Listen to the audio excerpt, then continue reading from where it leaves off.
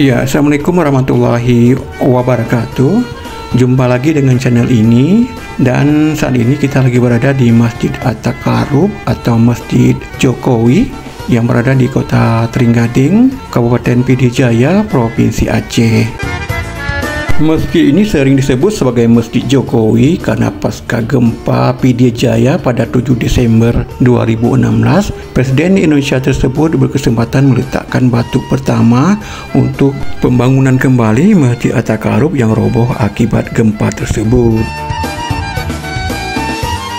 Masjid dengan kubah raksasa ini berdiri di atas tanah seluas 5.796 meter persegi dengan luas bangunan 4.730 meter persegi.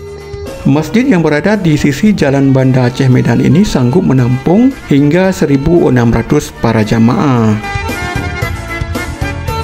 Terletak di tempat strategis menjadikan Masjid Jokowi ini ramai dikunjungi oleh para musafir yang melintasi kota Trenggalek ini.